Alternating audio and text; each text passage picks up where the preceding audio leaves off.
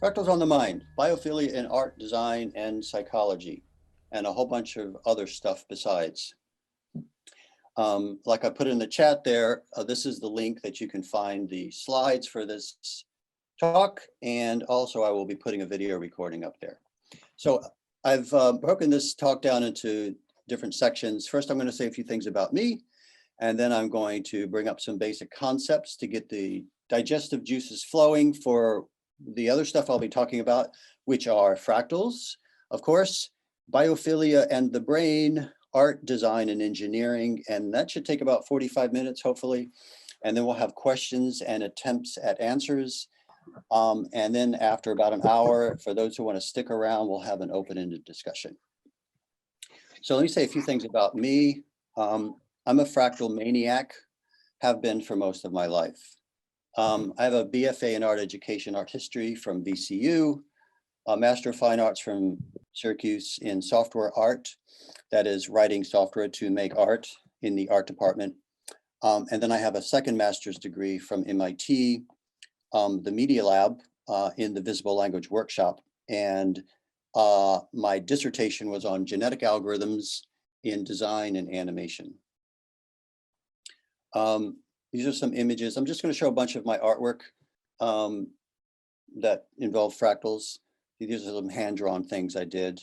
A lot of my algorithmic work is grown from a seed. So instead of thinking of these as paintings, applying form in a two-dimensional space, they are designed seeds, where the seed is the software, and I put all the design work into that and then grow these things. And sometimes I'll grow these things thousands of times before I get the parameters just right. Couple of books that I wrote about fractal curves. The book on the right is describes the technique of using complex integers to both classify and generate space-filling curves. And a lot of this is influenced by the early work by Doug McKenna, who is with us today, one of the pioneers of fractal curves. Here's some examples of fractal curves that fill space. The one on the right is called the tsunami curve. This is one that was displayed here not too long ago. It's a single line that fills a space and it crosses over itself many times. I think there's a lot of wonderful metaphor in the way these curves cross themselves and create different forms in their life paths. Another technique for making fractals is using mathematical functions that are iterated repeatedly to create this growth. And the Mandelbrot set is the sort of iconic example. These are variations of that. This is on the lower left is an image displayed at Gallery Naga in Boston in the mid-90s. Another example of work using this technique, which is an attempt at finding images that are somewhere between abstraction and figurative to stimulate the mind and the eye, inspired by abstract expressionist painting. These are two images printed on canvas at 40 by 40 inches in the Laurie Austin Gallery in Sebastopol, California. One of those images was used on the cover of a book about poetry. And these are some other images using a similar algorithm that I developed when I was in Vancouver. And yet another image that shows the variety of forms that can come out of this algorithm. This is an image that was displayed in the Bridges conference in Linz. A couple of people here were at the conference. This got Best in Show for the 2D category of work. So I want to bring up some basic concepts to get things going here, which I think are fundamental to the ideas that I want to present, and hopefully a rich conversation will come out of it. Earth generates a lot of signal. If you were an alien from outer space looking at the planets from a telescope, you would notice that one of these planets has a lot of shit going on in it. The blue and white marble here. Lots of things happening at many scales, But as an alien, it might not make a lot of sense to you. But if you were an Earthling, it would make more sense. And that's because Earthlings evolved from this planet. So we have an affinity to the forms in this planet. Signaling, I said Earth generates a lot of signal. It also generates a lot of perception and response. Signaling evolved in the biosphere over the last several billions of years in tandem with perception. These two things go hand in hand.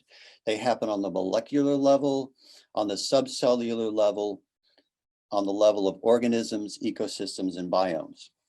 And this signaling and perception is a kind of an information dynamic, which in a way holds the biosphere together.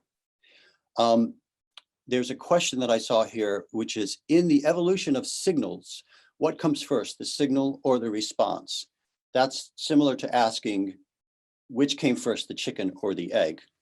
And I think the real answer is that we can't answer it, because if you go back in time to trace the lineage of chickens and eggs, eventually you get to a point where they no longer look like chickens and eggs, which is another way of saying we can't categorize things in nature. There are no categories. Darwin destroyed essentialism in terms of philosophies of reality. Biosemiotics is a very interesting field. It's the combined fields of semiotics and biology concerned with the pre-linguistic, that's a key word, meaning making or production and interpretation of signs and codes in the biological realm. And the biosemiotic dynamic creates all of these amazing forms. Some of them are crazy and outlandish, like the runaway sexual selection forms in peacocks and moose that grow antlers so large that they kill their own species. The Gaia hypothesis is, in a way, can be seen as a culmination of all of these ideas, wherein living organisms don't even respond to themselves, but they also interact with their inorganic surroundings on Earth to create a synergistic and self-regulating complex system that perpetuates the conditions for life on the planet. This brings up some interesting work that I've been doing with Luca, who is here with us today, exploring biodiversity and tweaking the parameters and the environment of the gene pool simulation so that speciation emerges and stays that way for a while. It's a very interesting experiment, and we're going to be working on this for a while now. Go to swimbots.com to see an example of this artificial life simulation. One of my favorite quotes is from Lynn Margulis: "Life learned early on to recognize itself." So I wanted to include that quote because I think it's key to the way I want to introduce fractals now. So what are fractals? Well, this is a fractal.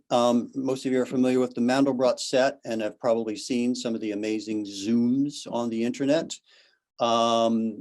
This is a very high magnification of the boundary of the Mandelbrot set, which explains its busyness. If you were to zoom into the Mandelbrot set to infinity, you would not see anything, I believe, because the fractal dimension of the Mandelbrot set at the boundary is 2. That'll make sense as soon as I describe fractal dimension, or at least I hope it will. Clouds are not spheres, mountains are not cones, coastlines are not circles, and bark is not smooth. Lightning does not travel in a straight line. We could go on and on. Anyway, that's Benoit B. Mandelbrot's quote. By the way, the B in Mandelbrot, here's a joke. What does the B in Benoit B. Mandelbrot stand for? The answer is Benoit B. Mandelbrot. Okay, fractals are self-similar. The Koch curve on the left here has 4 segments with 1 bump in the middle. If you add a bump to each of those segments and continue that process on down to infinity, you get this shape. And if you magnify any region of that shape, it looks like the whole thing. Now, this is an abstract mathematical object, so it has perfect symmetry and perfect infinity. But these things do happen in the real world in trees. For instance, as you magnify different regions of a branch, they look similar. This is statistical self-similarity, not exact self-similarity, and it's everywhere in nature. Fractals also have a fractional dimension. So in between a point and a line is a fractal dust. This is one way of thinking about dimension. And between a line and a plane is a fractal curve. I showed you a few of those. And in between a plane and a solid volume is a fractal surface. Now, another way to look at fractal dimension is with these kinkily curves. It's one reason I love fractal curves so much, because they're really good at illustrating these ideas. At the bottom here is a diagram of a line that starts at one dimension, and the fractal dimension increases until it reaches 2 at the right-hand side. Fractal dimension can be used as a way to describe or measure mountain ranges, such as the Appalachian Mountains on the left and the Rocky Mountains on the right, which have a higher fractal dimension. You can also use fractal dimension to describe your favorite vegetable. My favorite vegetable, not surprisingly, is Romanesco broccoli, which I like to call mandel broccoli. For those of you who saw the movie Fantastic Fungi, you probably saw a lot of fractals in there in the form of mycelia. Is that the plural of mycelium? Underground, which are amazing networks with certain information conduit properties that are used by people like Andy Adamatsky, who is using fungi for computational research. Very interesting stuff going on there. Fractals don't just have spatial self-similarity, they also have temporal self-similarity as far as signals changing in time. It's the basis of an idea that I had for creating music out of fractals, fractal fugues. It's a vain attempt at making a counterpoint. It sounds pretty crappy compared to J.S. Bach, but it's kind of a fun experiment. Beethoven is described as having fractal nature in his music because of the existence of phrases, self-similar phrases happening at different time scales over a long period, such as a symphony. Beethoven's music is probably more fractal than Mozart music. I haven't looked that up, but I believe that would be the case. Fractals are also used to study the stock market, to find patterns in these temporal signals that may not be detected otherwise, using things like fractal dimension. Fractals are very common in the boundaries of regimes, whether they are mathematical regimes or physical spaces, such as the boundary between sea and land on the coastline. The picture at the upper left, I don't know where that is, I just grabbed it from Google Maps. But did you know that the coastline of Norway has a higher fractal dimension than the coastline of South Africa? Check it out on a map next time you're looking at a map. These are pictures that I took with Nuala last weekend when we went to Dillon Beach. And I took all of these pictures with the intent of showing various scales to show the fractality at many different scales. Okay, so now I'm going to move on to biophilia and the brain. And I'm going to delve into some crazy hypothetical ideas that may not hold water, but I think they're interesting to think about. Start with the biophilia hypothesis, which is mainly attributed to E.O. Wilson. Basically says that our connection with natural form and our whole aesthetic approach, our aesthetics are based on our deep evolution. So we evolved from ape ancestors, and there's a lot of reason why we think trees are beautiful. Trees provide fruit, they provide shade, and they provide building materials and wood for fire and so on. Biophilia has a negative dark side, which is that we have an easily learned fear of snakes and other things that may endanger us and our ancestors throughout evolution. So the question is, why do fractals please our eyes and brains? What is it about these forms?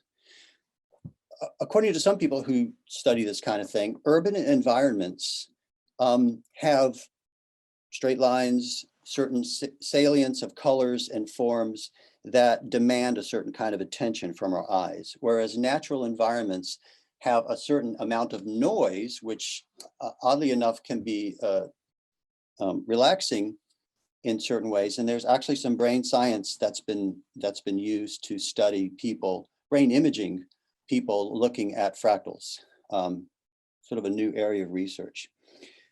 But kind of more interesting to me is this idea that our brains might have, in fact, probably do have certain fractal structures. And here we go, fractals of mind. If you think of the brain as the noun and the mind as the verb, that's one way to talk about mind in this context. So here's an interesting question. Is consciousness fractal? Our subconscious love for fractals may tell us an evolutionary story. So here's biophilia happening right here. In the brain, as in the heart, just right means just fractal enough to walk the line between chaos and order. So Stephen Wolfram, Chris Langton, other scientists and mathematicians have been exploring the edge of chaos, which is where fractals and all information and all music and art and everything happens at that edge of chaos. And if you think about the dynamics of the brain as sitting right there, pushing this way, pushing that way, and finding the right happy medium, that's where all the good stuff happens. I just learned recently that the cerebellum, the small brain in the back bottom of the head, has a very high fractal dimension. Maybe that's related to the fact that the cerebellum is involved in coordination and movement, and maybe there's a reason for a lot of fractality in there. Here's a magnification of the cerebellum. I don't know if these colors mean anything, but it's pretty, and it shows a lot of that deep fractal structure in the cerebellum. And here's another interesting thing that I recently learned. Psychedelics increases the fractal dimension of neurodynamics. I don't know if there were any rats involved in the experiments that led up to this conclusion, but thank you, rats, for giving your life to science, or at least going on some pretty serious trips for our benefit. For those of you who read Michael Pollan's book or have been keeping track of the interesting science coming out of Johns Hopkins in using psilocybin to learn about consciousness and to also develop therapies for depression, anxiety, and existential fear of death.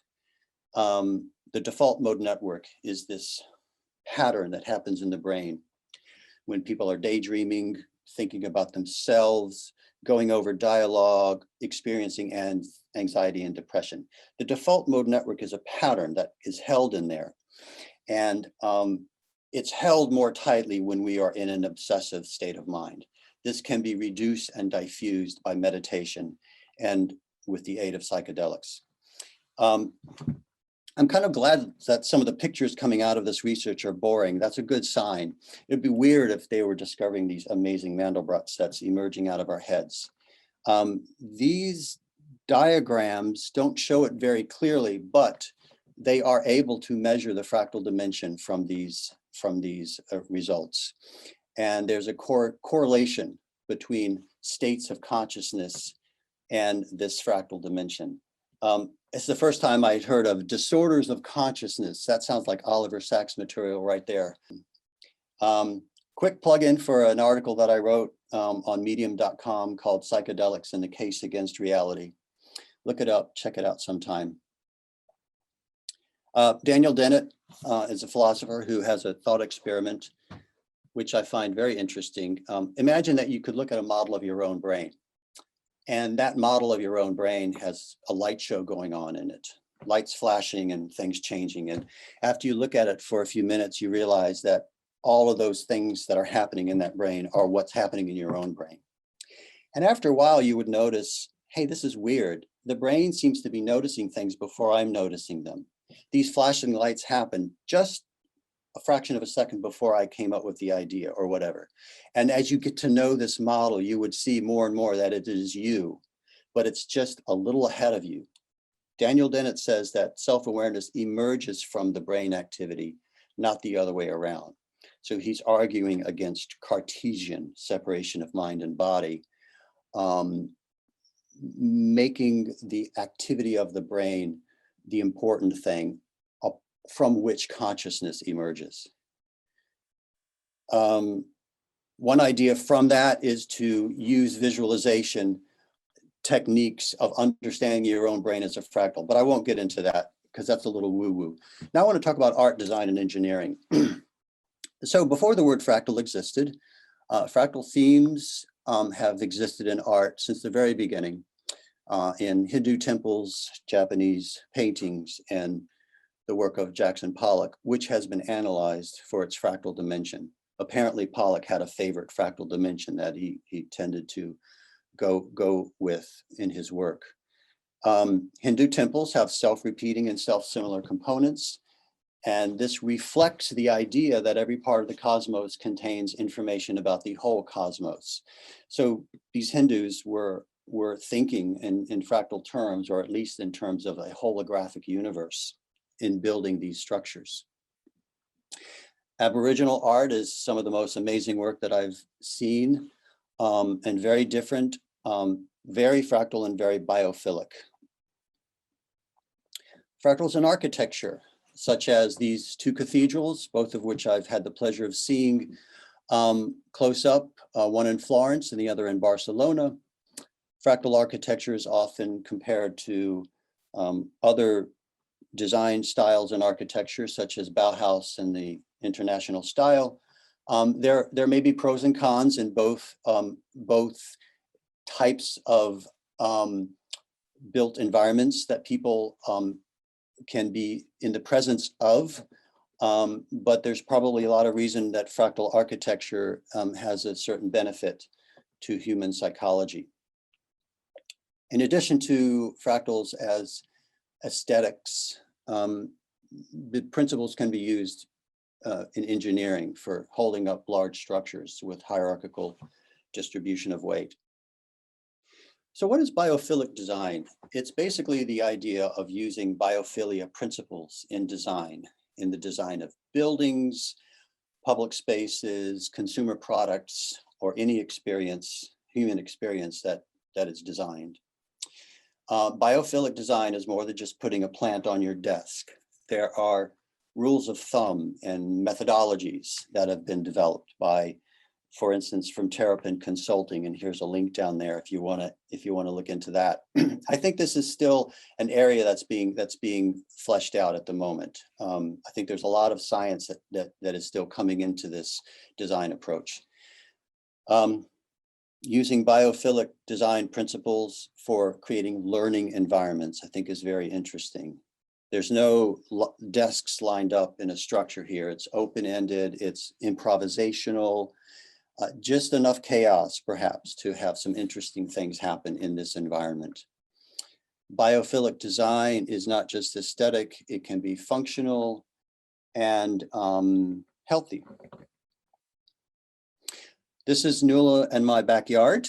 At the bottom here is a bench that we made. We worked on it together. It has imprints of the leaves from our yard, sort of turned into fossilized portraits of our leaves in the yard at that time. That's our cute little backyard. So asking this question in a different way, what is it about these natural forms that make them fascinating and beautiful, but at the same time effortless to look at? There's a lot of complexity in these forms. Why would this complexity be so relaxing? Doesn't seem right until you think about it in a different way. But it has to do with natural affordances. So when a designed object is too minimal, so minimal and featureless, users are robbed of the affordances that ground them cognitively in the task. This is stuff that kind of comes from Don Norman, a designer that used to be at Apple Computer, who's written a lot of books that I very much advocate. Take an example of a child climbing a tree. The natural affordances of a tree allow the child to climb without cognitive strain. This is no surprise, considering that we evolved from apes who evolved from monkeys who used to swing from trees. So there's that. But it's amazing to me that the child is not overwhelmed by the complexity of the tree. And that's because of natural affordances. Now, this is not to say that what's happening all inside of these sleek boxes here on the left is not complex. but these devices do not provide the affordances, which reminds me of how I hate remotes so much. I want to take an axe to every remote that I see. I hate them. William McDonough, architect, says that buildings should be like trees. He doesn't mean buildings should look like trees, but they should be physiologically like trees. They should be self-sustaining, healthy, integrated with their environment, and not producing toxins, which is a problem that we have in our buildings these days. That's changing, of course, and hopefully changing faster.